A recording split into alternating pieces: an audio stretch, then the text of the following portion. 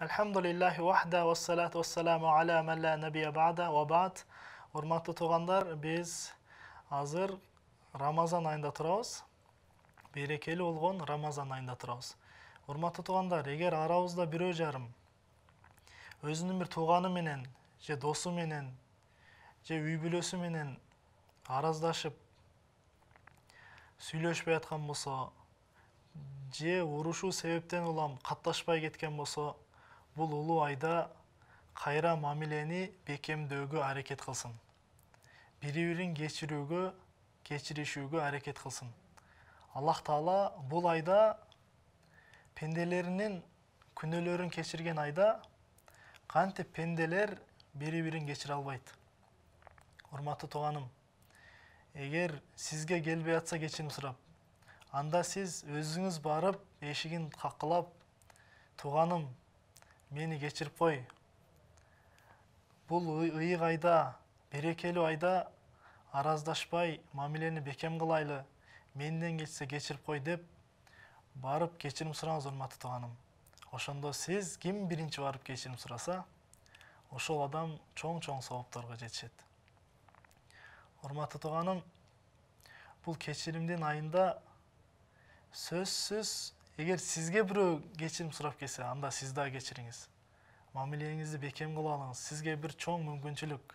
Эгер уялып сүйлөй албай аткан болсоңуз, кечирим сурай албай аткан болсоңуз, мына сизге орозодо кечирим суроого бир чоң мүмкүнчүлүк туулуп турат. Барып кечириңиз.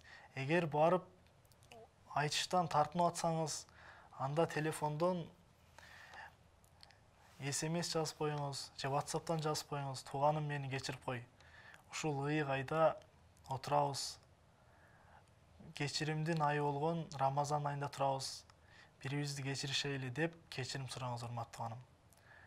Кечирим динибизде туугандар мамилени үзүүсү бул арам болот, тууганым. Ким тууганы менен мамилесин үзсө, катташпай кетсе, мамилени үзүп кое турган болсо, анын дуасы кабыл болбойт деген. Пайгамбар саллаллаху алейхи ва саллям айтат: эгер өмүрүңдүн узун болушун кааласаң, ырыскыңдын кенен болушун кааласаң, анда туугандык карым-катнашты бекем кыл деген. Урматтуу тууганым, карым-катнашты бекем кылайлы. Ушул мүмкүнчүлүктөн пайдаланып калайлы, урматтуу тууганым. Эгер айта албасаңыз бүгүн кечирип кой деп, анда айт күнү, орозо айт күнү чалыңыз же жазып коюңуз, тууганым, майрамың менен Аллах Таалам ибадатыңды кабыл кылсын, орозоңду кабыл кылсын деп жазып койсоңуз, бардык адамдын жүрөгү жебейт, урматтуу тууганым. Эгер катачылык наркы адамдан кетсе дагы, сиз баштап кое бериңиз кечиримди. Аллах Таалам сиздин күнөөлөрүңүздү кечирет. Сизге көптөгөн сооптор берет, сиз биринчи кечирим суроону баштаганыңыз үчүн. Куранда көптөгөн аяттар бар. Туугандык мамилени бекемдөөгө үндөгөн көптөгөн аяттар бар. Буйруган Аллах Таала. Туугандык мамилени үзгөн адамдарды Аллах Таала акыретте азап берем деген. Аллах Таала аларга лаанат айтат. Урматтуу тууганым,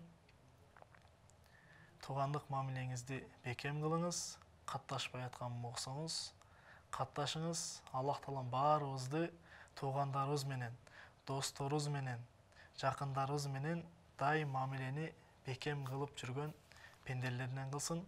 Ассаламу алейкум ва рахматуллахи ва баракатух.